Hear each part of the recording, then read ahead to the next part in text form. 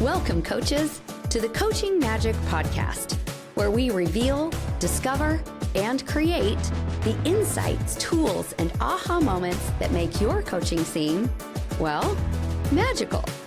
I'm your host, Jill Young, and I invite you to listen up, giddy up, and buckle up as we play with this creative profession of coaching that helps humans become their best, including you.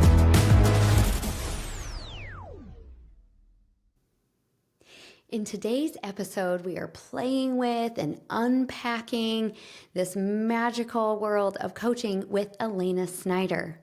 Elayna is an artist, and I love working with Elayna as a coach because she unpacks a different side of me, a creative side of me, and this is what she does for her clients as well. We know as coaches that observing is one of our superpowers, if you will, and today's episode brings us lots of different ways, different perspectives on how to do that. Plus, Elayna not only shares some insights with us about how we can do that, what you'll notice in this episode is that she actually does it as I unfold right before my eyes in her very creative space. So I hope you enjoy this episode and have fun with it.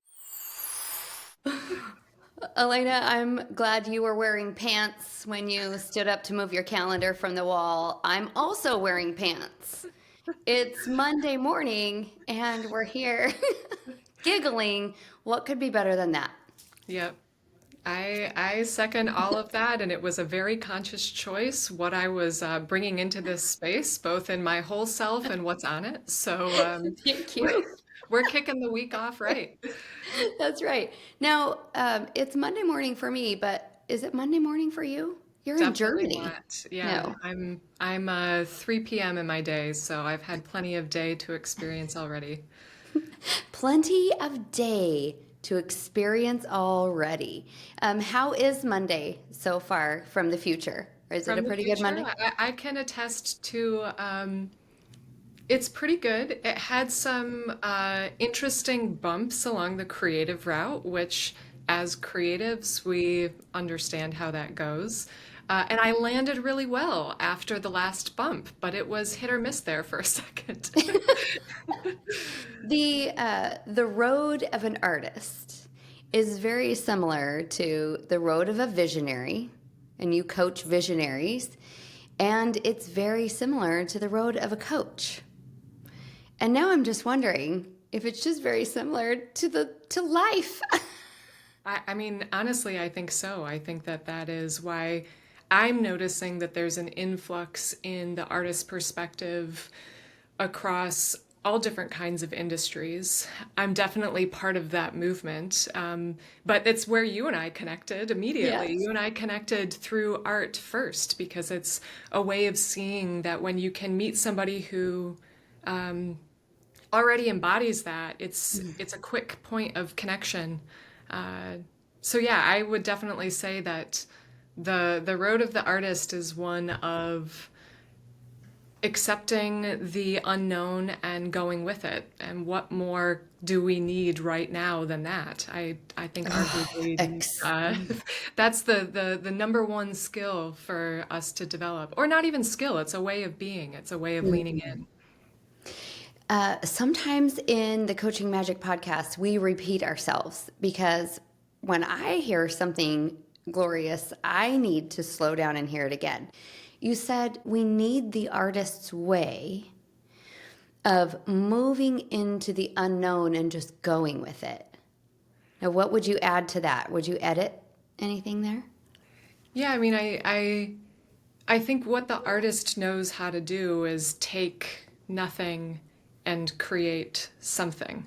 And when we think about creation on all levels, whether you're cooking dinner tonight or whether you're, I'm looking at my plants right here, whether you're planting a garden, you're always taking nothing and you're creating something. So it's this beautiful act of alchemy, magic, Yeah. of taking something that is within, or it might not even feel that way. It might just be a spur of the moment hit that then something happens in front of you. I'm looking down at my journal. There are words on this page and there weren't earlier. That's taking a blank page and adding lines to it that may be words or a drawing. Wow. And then I'm just getting this sense of, this from this imagination space or this creative space, and it goes on to paper and it's taking form. And we are creating. We are creating. Now, in maybe in the big wide world, if we were to look at an artist and we would say, well, clearly an artist is creative. But then I do hear humans saying, and these are leaders that I coach, these are coaches that I coach, that will say, "Oh, but I'm not creative." Can you and I riff on that for a little bit? Oh yeah. I'm not Where creative. should we? Let's Um, start with the fun part. Oh, I'm not creative.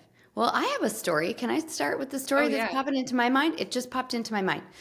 So, years ago, it was during COVID. I was still married. COVID did not cause the divorce, by the way.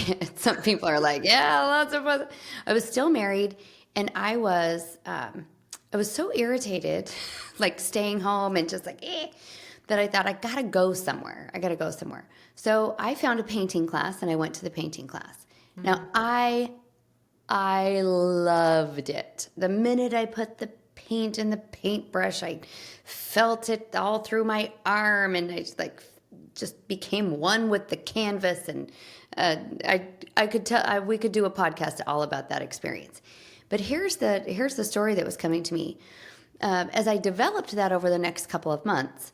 I would say to my husband, I call him my husband. Isn't that cute? I That would is cute. say to my husband how much I loved this, and he consistently would say, "Well, you're creative, Hmm. but I'm not creative." And I remember reflecting in that moment that he would go out to the garage and he would take four broken lawnmowers and take parts from each one of these lawnmowers and put them together to make one lawnmower, and it worked. And I'm like, James, that is creativity. That's creative. It's just like what you said, taking something from the unknown or something that did not exist and it's now existing. So that's one of those stories that I love of creativity is everywhere.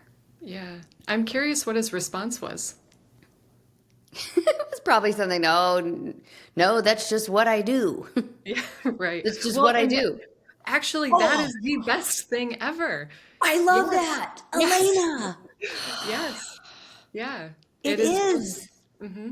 We don't need to try. Yeah. It just is what I do. I mean, so much of what I do in my work is I'm bringing the artist perspective into business strategy.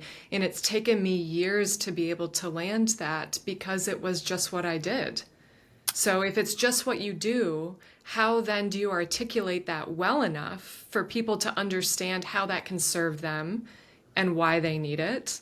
And so there's my epiphany. How many minutes are we in right now? And ta-da! Yeah, I mean, I think that that is all of our innate challenge. It's just what I do. It's It's just just who what I I am. do. But the world There's needs that. So what does that mean? absolutely. There's a woman, her name is Bobby. She wouldn't mind that I said her name. And ironically, she was in my dream last night. That's fun. And now she's on the Oh, podcast. I'll have to tell her. She's very involved with Wise Women, the group that I run for female coaches. She was in Coaching Magic, and this story is of her, our first class of Coaching Magic. I'm talking about Coaching Magic, and she's like, "Oh, that's my magic." She was describing how she works with people, and we were like, "Mommy, that's so magic." She goes, "I never really thought about it as magic. That's just my job." This is just what I do. And I wonder if when a coach, an entrepreneur, an artist feels like that, oh, this is just what I do.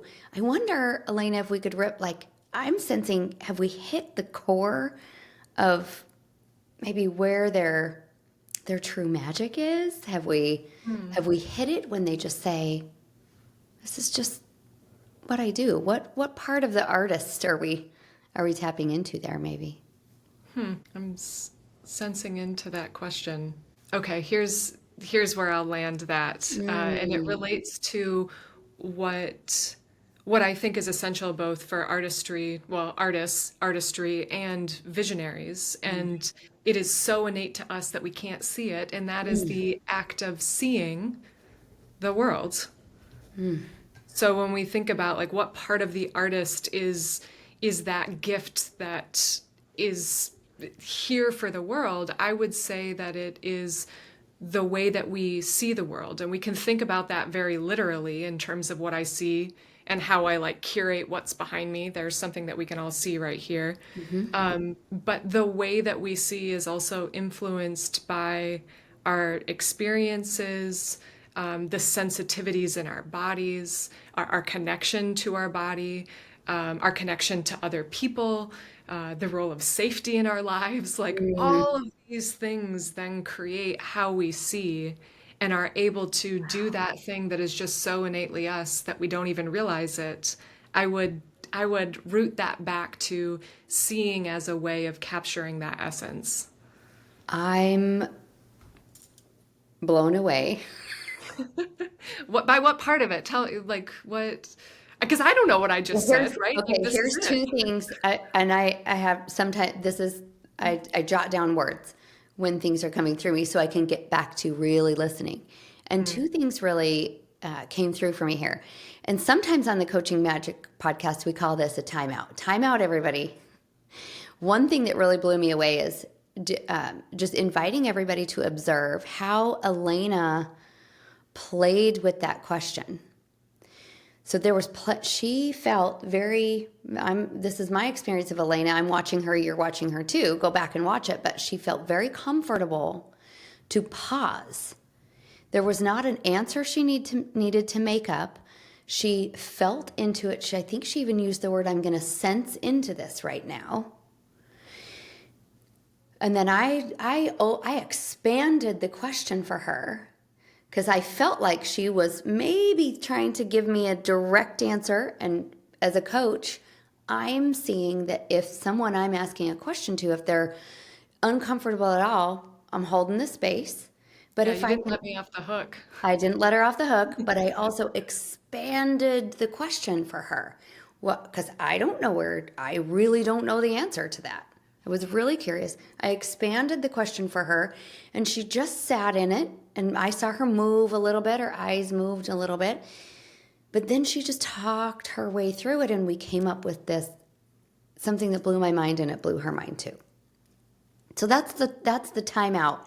We like to point out these observations on the Coaching Magic podcast because I have learned that when I can name it, when I can say, oh, that's just what happened right there, and almost reflect on it and examine it, just watching two coaches have a chat, it's so useful for coaches to say, oh, that's what I see, or that's how I sense, or that's what I felt, or maybe even in 2 weeks from now, as someone struggling with a question that a coach has posed, maybe that coach will go, oh yeah, I remember that podcast, not maybe in language, but in feeling.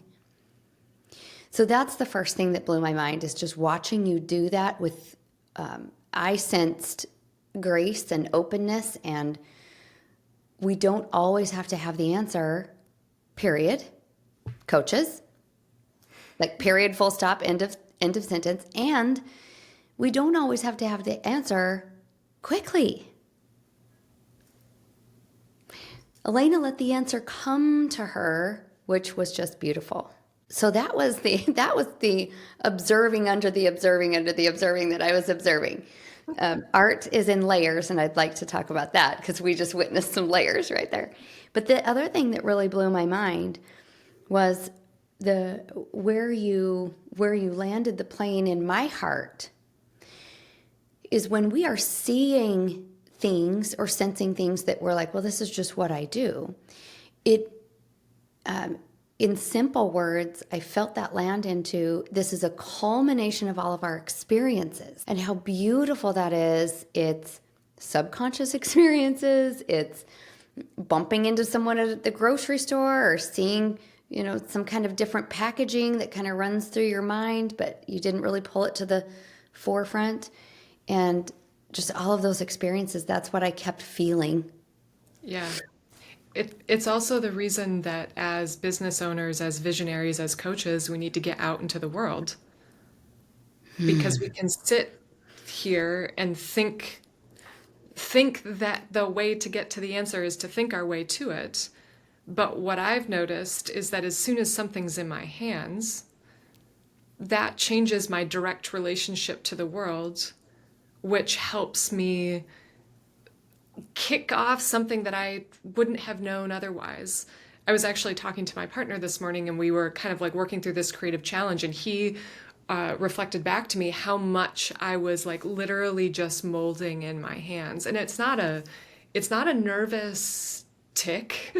It's really just like what is being created here. And as an artist, I understand my hands being essential to that. But as visionaries, as entrepreneurs, the creation, the artistry is the business that we're creating. And we think that that is up here about the problem solving, but really, there's a direct experience with the world that actually solves that problem that we need our teams to be part of. And now we're starting to bring things out in the open. What does it look like for us to do that in all of these different ways to kick off new thoughts, innovations, creations? Like putting your hands on things as a way that you're coaching with the artist's mindset. Yeah. I'm so curious. Could you tell us a story or two about what that really looks like for the entrepreneurs that you are guiding? Yeah. What the first story that comes to mind is a client who came to me not as an entrepreneur. He was still working a job. He wanted to work with me even though he wasn't an entrepreneur. He thought he just needed a different job. And so we got into conversation, and this wasn't even a coaching engagement yet. And what I gave him to do was to, anytime he felt that he was doing something out of obligation, a should or a shouldn't, he would draw vertical lines in these squares. I had him like create this piece of paper that had all of these squares on it, and he would draw vertical lines for any time that he felt he should be doing something, and horizontal lines for any time he felt the freedom of the moment. And what this ended up doing is it was a pattern interrupt for him to start paying attention to what actually felt good. And he did it on the paper for a while, but then it just became something that was more in his body. And the next time I talked to him, he was no longer working that job and was starting a coaching training and is now building a coaching practice.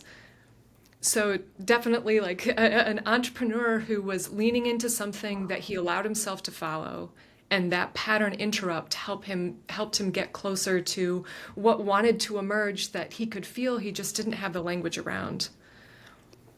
That is such a simple practice, and just getting like, I wonder if I could do that. I bet I could. Just a vertical line every time I feel like I should, horizontal every time I am in a moment of like, oh, I'm just feeling like I have freedom, Yeah, freedom in my choice, freedom in my expansiveness. yeah, How lovely. And I've got to admit, I'm thinking this story of yours is going to be like, okay, I had this guy cover himself in paint and he like rolled around on a canvas, or I had somebody like putting clay all over their heads, and they had to put their hands in the clay and feel how that feels to be trapped. I don't know. All my brain started going all kinds of ways. And it was the simple act of picking up a pen when you felt a certain way. How simple. I think that's what's funny Simple. about this is that what we're talking about is direct contact to the world. It is the simplest, most human act we have. And yet, how far away from that are we? I mean, Jill, we're literally thousands of miles away from each other.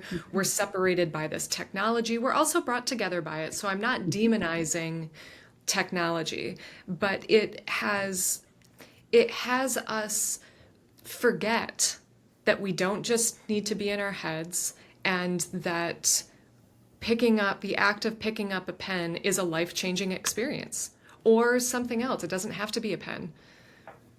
Wow. It is, and I have, like, as you're saying this, I'm like, I know this. I know this not in my head. As you're saying this, I know this in my soul, in my body. I have this geode. It's half of a geode. It is sitting. Look, it is rough on the outside. It's rough everywhere. Actually, it's not like the most beautiful geode I've ever bought in my whole entire life.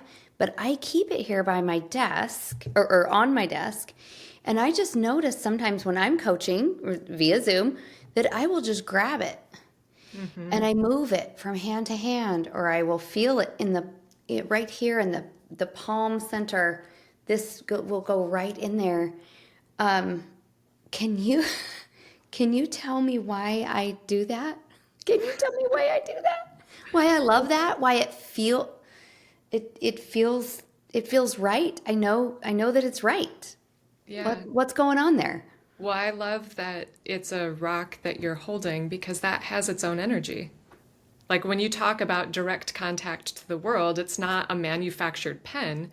It's something that was literally created in ways that I can't even begin to describe, and has come to be with you, and that it's an energy source. That's what I hear from it. But how about for you, Joe? Like, where would you point to as understanding what that is? Like, what part of you is reaching for it? There's Can you track something that? that's, yeah, thank you. There's something that's very core and maybe grounding, core and grounding for me. And now that oh, Elayna, you're good. Now that I notice picking things up, just connecting with the world. Now that I notice that, oh, I do this, I pick this up and hold it every once in a while. Now I'm going to notice, oh, I've just picked that up. I wonder, is there a reason I've picked it up? What am I feeling right now? Am I sensing groundedness? If I'm sensing the need for groundedness, where was I maybe out of balance with up here in this? In this. In coaching magic, we call it loose your mind. It's really fun because the word is loose your mind. So when it's printed, it looks like, oh, Jill, you've spelled that wrong. You've spelled lose your mind wrong. And I'm like, no, it really is loose your mind. Just shake it up a little bit and let some wisdom and creativity drop into your heart, into your gut, your knowing, your body. And I wonder if maybe when I pick this up, I'm a little like, ooh, do I need to loosen my mind up again? That's the sense Interesting. that I get. But I'm going to notice it now. Yeah, yeah, exactly. Well, you'll have to tell me. Uh, we've got to take another coaching magic podcast timeout because Elayna just did something else that was brilliant, and I want to point it out for everybody. And she maybe doesn't even know she did it. Elayna, we're going to ask you if you know you did it.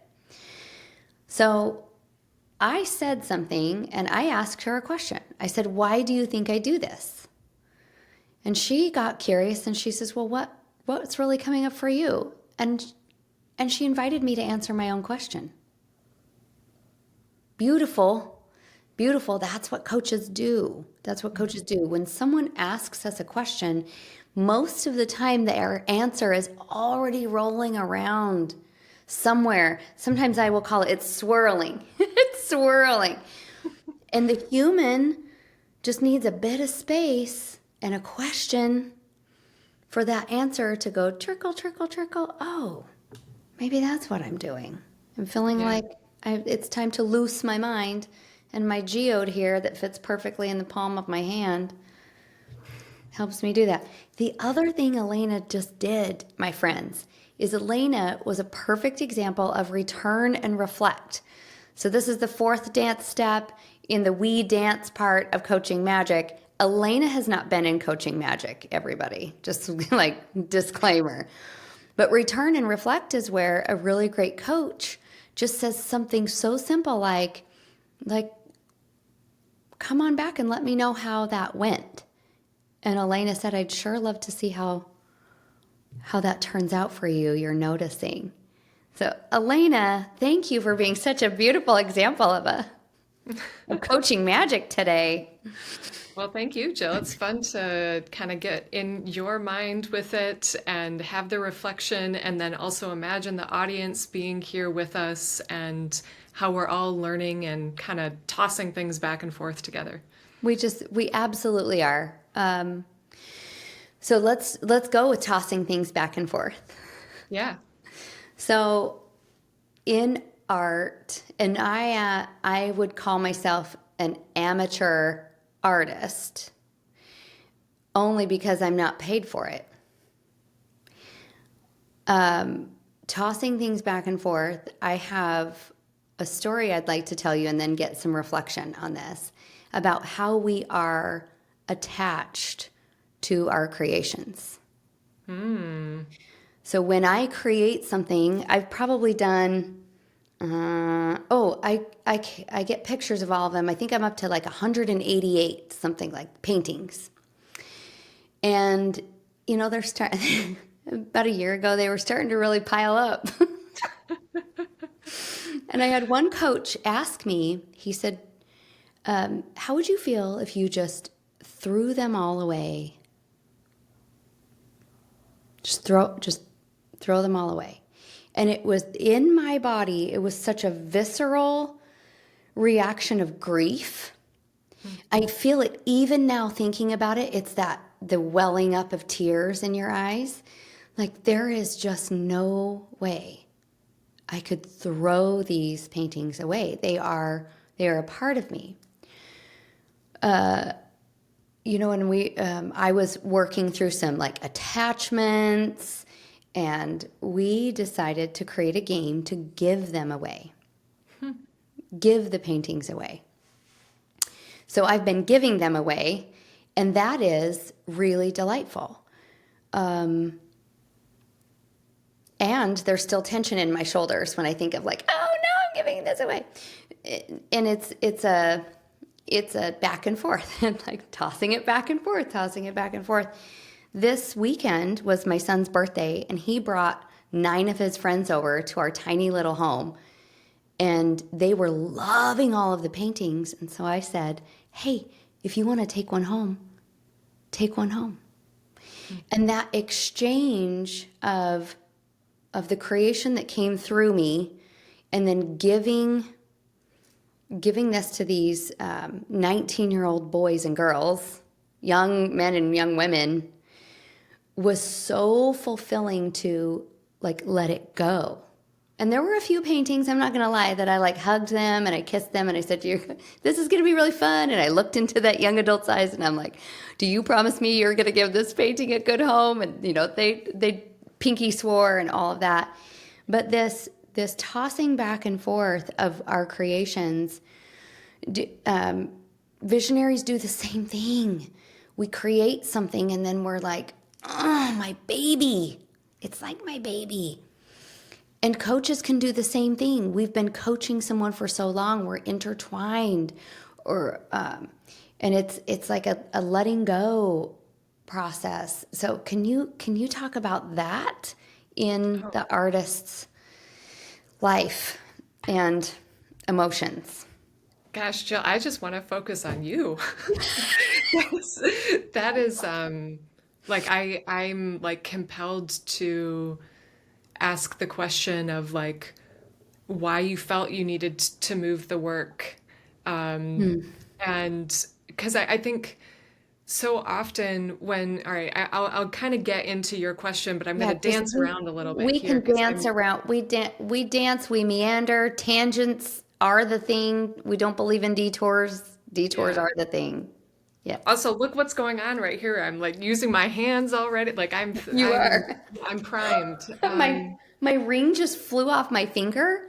It's like sitting over there. I'll get it in a minute. Make sure you get that later. Um, yeah, I think because what I was feeling with you as you were describing the story, and why that's my first question of like why you felt you needed to move the work. Mhm. Um, I think that so often there are these thoughts about the shoulds. Mm. Like maybe this needs to be done. Maybe there needs to be more space. Maybe I don't have enough space. And I can tell that you Mm. worked with those questions to go from the feeling of immense grief of throwing something out, which might have been what you chose to do, because I can imagine the feeling of that grief and having that in your body and processing that would be a gift in and of itself. Mm. Grief is very, like that's a heavy one. But when I think about how you shifted into giving them and the creation that became the conversation with those young men and women and who else you've also given them to, uh, that also is an act of creation to allow yourself to ask enough questions and create enough space to come up with a different idea of potentially solving a problem. Like, I want to ask now, is the problem space? Like, what was the Mm-mm. real impetus for thinking that these paintings needed to move? Mm. Well, thank you for asking the question, because until you ask the question, I don't really think I knew the answer. But now going back into that moment, um, it was Dylan's birthday. And sometimes moms, we throw birthday parties for our children. And in this one, he invited his friends to go to dinner with him. He was creating his own birthday party, his own celebration of his own life. What a beautiful awareness that was as a mother. Then he called me while he was at dinner and he said, "Can I bring my friends over? They want to meet you." What? He has told so many stories about me that they're like, "We've got to see this artifact. We've got to meet this." So he brings them over, and we played music, we sang, we did guitar and piano. Dylan's a musician, his friends are musicians, they're creative. And I'm looking at this group of young adults, and they are all so individual. One young adult, I asked him, "Do you play music?" He says, "I write the lyrics." And he's a poet. So I was experiencing all of this life force, all just. I was talking about crystals with one of his friends, Anna, and another boy just popped up and he goes, "Oh, I can feel the energy of the crystals," and it felt so safe, and these beautiful humans were just unfolding and revealing themselves to me in my presence, and it was so full. And they took a particular interest in the paintings. What is this one? What is this one? And Dylan brought them over to this. There's one wall that has stacks of paintings. They lean against the wall on different shelves, and there's lots of layers. And it just came out of me. I'm like, if everyone would love to take one home, you are welcome to take one home. And then that wells up in me of like, but not that one and not that one. And I'm like, I'm doing this because I'm answering the question of what I think I sensed in that evening was the creations themselves, the paintings themselves, the energy of the paintings, and what I had done with the creations was complete, and now they were ready to take on a new form. As each one of these young adults chose these paintings, I had a moment with them and they told me what they saw in this painting. And some of it was similar to what I had thought about the painting and some of it was different. Some of them said where they were going to put it in their dorm room, what it meant to them. One of them said, "I'm taking this one because it reminds me of the ocean and I live near the ocean and now I'm inland. Hmm. In Texas, I'm inland, and so this is going to remind me of the ocean." And it was as if there was no should in there. It was the creation is ready to go to its next level of creation. That's beautiful. Thank you for the question, because and the space where you got curious for me to unfold in that story. Thank you. One, I want to point out too, and I'm going to make some assumptions here, but I imagine that when that question first came, you had a feeling with it. And now I understand Mm. that it wasn't about trying to figure that out in terms of what to do with the paintings. It was a question that came that then was maybe in you somewhere. And then there was a spark of inspiration during Dylan's party that moved you to do something. And now, with another question, you're able to layer on more understanding of your creation and the layer of that creation, how it gets to go and be part of its like second creation, as you mentioned. And I think that that is the nonlinear path of being in the world and of creating and of letting things emerge, that when we're thinking about business, we don't look to how to do that to get our answer. But yet, if we were all to sit right now with a question within our business that we've solved, I can almost guarantee that every single one of those would follow a similar path that you just outlined. Yeah. So how cool for you to take us on that journey, and also like the richness of that, your connection with your son and how that is a creation in of itself that has it's like he's the painting that also has brought more paintings in almost. There's Oh, yeah. Elayna. He's the creation that brought more creations. Wow, that noticing. How deep has this gone to 14 different layers? From you and I just saying we're going to geek out about art and coaching. This is this is why I'm so passionate about getting coaching into the world. I have this big dream that every human being will know how to be a coach. Will have some kind of simple listening, observing, noticing, witnessing. I'm kind of calling it a skill, but it doesn't feel like the right word right now. And it's a life skill. It's a human skill. It's part of humanity, of how we connect with each other. And what I've chosen to do in the world with that is coaching of, with my part of humanity. But what I've just witnessed here is with, again, I don't know if it's a skilled coach. I don't know if I want that word, but that word is going to sit with me for now. Sitting with a skilled coach who you're so curious and has brought me to such a deeper level of that evening and the paintings, all the way to the creation of my child and our relationship. Yeah. So powerful. I really like how you are hesitating around the word skilled.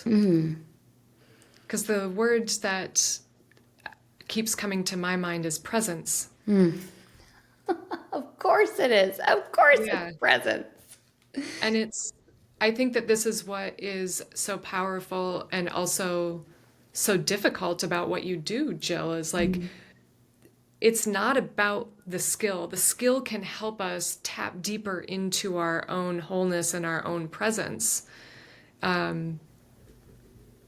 But there's an aspect of, I think, what's going on in this conversation here that for us is like riding a bike.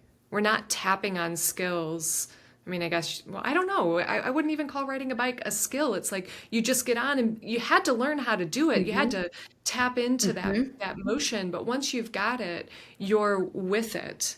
And like that's been the flow of this conversation. It's been presence based, and it's Mm. through the presence that we've both had that we're able to tune into each other and ask questions, and then unfolds all of these beautiful connections in this very nonlinear way that we could have never planned for. Nope. And also, I have to admit that if I try to look too closely into what I'm doing, I know I will fall off the bike. Yep. Yep. So like Me too. you've reflected back what I've done a few times, and I was like, oh, don't get in your head. If I get in my head, I'm gonna filter myself, and then Jill's gonna be able to tell that, and everybody else will too. Like that's what happens. That's what's supposed to happen too. Yes, it is It's a what's beautiful supposed to thing. happen. Yes, all the things, all the Yeah. things. But and also to date, I don't think I have ever said on a Coaching Magic podcast, do you see what Elayna did right there?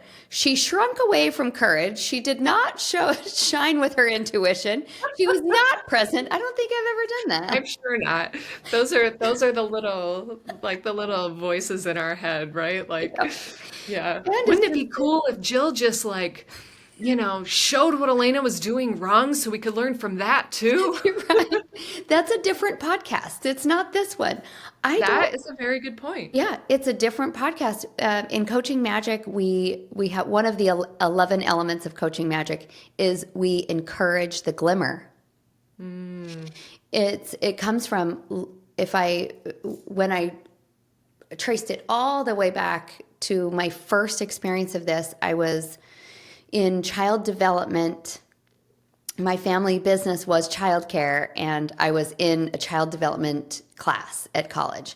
And we were learning, I think it's Gartner's theory of multiple intelligences. Gardner, one of them, theory of multiple intelligences. And my heart was just blown wide open, which basically says, if you have, 42 different intelligences, just feed into the ones that you already have experience with, that are already your own, like, oh, that's just my job, or that's just what I yeah. do.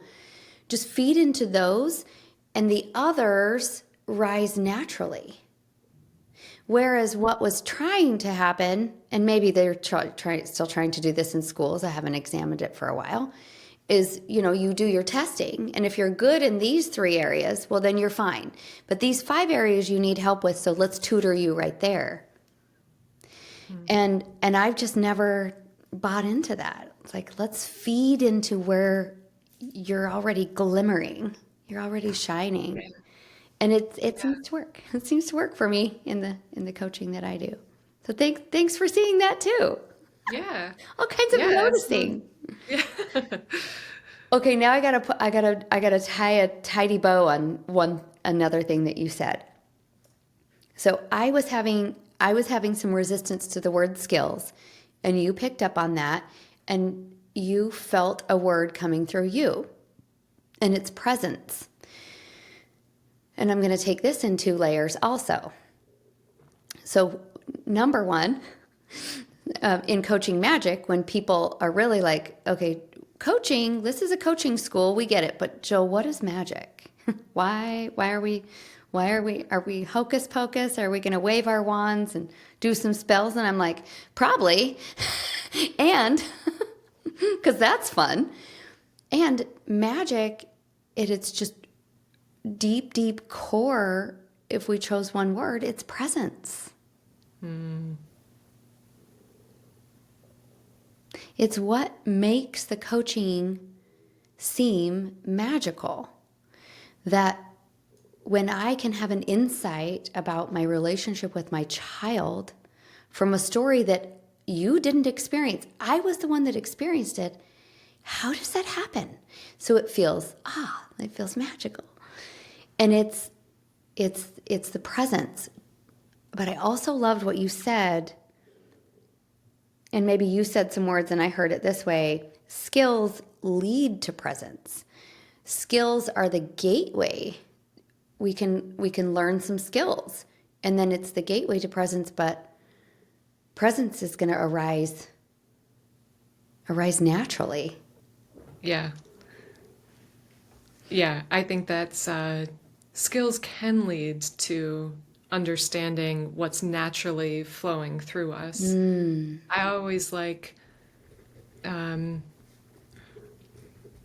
I'm thinking two steps ahead of myself right now, but uh, what are the ways that we are already naturally experiencing our own presence and feeling those, feeling what that's like, and that can we can do that. Maybe something is jumping into your mind right now as I say this, or maybe more questions are needed, or maybe you can kind of sense what that is, and then questions emerge. Those are all ways to play with this presence. Just being aware of where we're already present. Yeah. It's How perfect. would you define presence, Jill? This is fun, Elayna. We're playing with this in Coaching Magic right now. So, right now, at this present moment, I'm into coaching school, one episode. We call them episodes.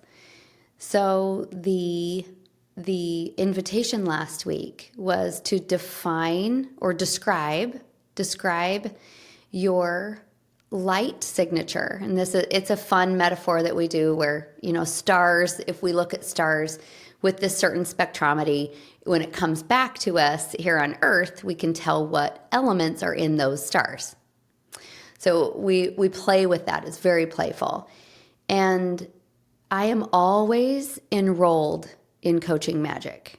I'm the creator of Coaching Magic. I teach Coaching Magic, but I myself am always enrolled. I am always a student as well. So I do these exercises, I redo them all the time. And when I was thinking about my light signature, which I'm thinking is my presence, it's loving.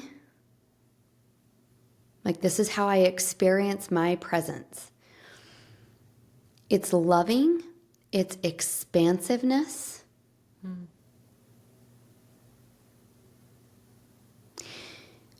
At its core, it's still.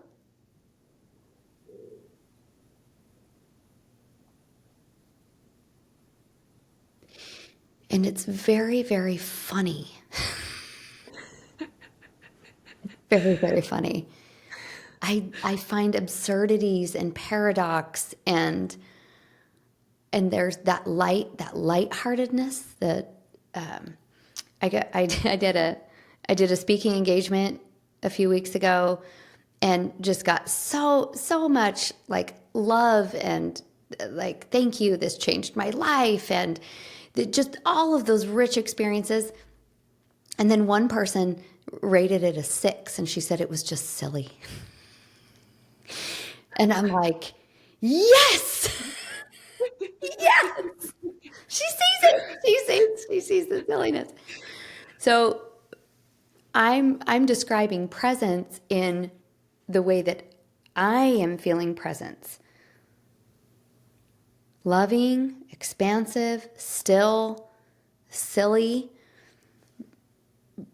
And maybe because I'm answering that question because I don't know what presence is for you, Elayna. I don't know what it is for someone else. I know what it is for me, and I know it's powerful, and I know it's magical, and I know that people unfold when they are in my presence. And it's always changing. Yeah. It changes. Yeah, I sense that the always changing, um, there's an energy to that. Like it's changing in part because of our energy, uh, the reflection of others' energy, the energy literally of the stars. Yes. Um, And I wanna call back to the silly and the rating of a 6, because what I think is so cool about that is that she could recognize your presence, but she didn't know how to translate that for herself. Ooh, that's beautiful. And that's okay. Wonderful. Yeah. You knew that it was. I mean, I could see it written all over you. It's like all you got to do is just recognize what's here. You don't need to know how to translate it. But that's a careful thing too, because it's hard to feel misunderstood or not seen. We can assume that like that 6 with the silly means that there's a misunderstanding of what that is. But I would just say it's yeah, just a lack of translation, which is okay. Which is totally okay. Different pieces of art are going to look different or be Mm, attractive to different people, just like those young adults in my house. They were all attracted to a different piece of art. yeah, I paint all kinds of different pieces of art. It's not all one thing. It wasn't all right. one piece of art copied 17 times. Oh my goodness. We could go on for hours. We And we could. could get into uniqueness and layers. Okay, Elayna, you have given the world such a beautiful example of coaching magic. Can you spend like the next 30 seconds to 3 minutes telling us like how do you show up in the world for visionaries, for entrepreneurs? I'm just like in my torso area, I'm feeling this bubble up of there are humans out there listening to this podcast that are going to be like, how do I get to sit with Elayna and have her help me, guide me to notice things I'm not noticing, just like she did for Jill? Yeah. How do we find you? Yeah, well, how to find me is very simple. I'm over on LinkedIn and I'm active there and am always open for a conversation, and a noticing conversation. The first step with me is to go down the rabbit hole. That's literally what I call that first space that we sit in together. It's to go down the rabbit hole because the what I help visionaries with is discovering and building what's next. So there's a few different things here. Like when I'm thinking about the we've got the successful entrepreneur, successful visionary, and that might mean that they're out of the day to day, they've just sold the company, something like that. Or we've got somebody who is still trying to figure out how to get out of the weeds. But for me, what I see is the question for both is the same. These visionary entrepreneurs are trying to figure out how to continue creating. But the confines are, or the constraints are different for these different levels of entrepreneurship. And so, what I'm helping visionaries do at either stage of their journey is understand what's next, whether that's evolving an offer, whether that's shifting within the market, whether that's creating their next venture and their new business. But all of this is an act of creation, and I'm bringing the artist perspective to that. And that then gets into the how, but zany, wacky stuff that the artist understands that the rest of the world is ready for. Wow. A noticing conversation, going down the rabbit hole. I'm getting the sense that it's going to be a little bit maybe like what we just did today. We went all the way down. We went down a rabbit hole, and we didn't even plan on it. That's how magical you are, Elayna. I'm also just doing the very last callback to. I put this sticker on my microphone. This is my art. This is my art, I, I love it. and it says, "I am still creating."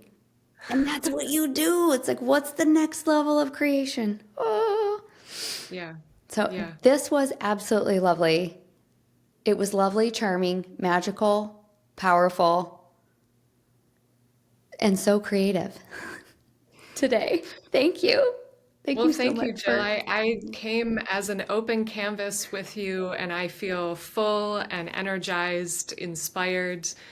So I'll be continuing to connect with you and follow your work. And yeah, thank you for this opportunity and this conversation. It was absolutely lovely. And I love you.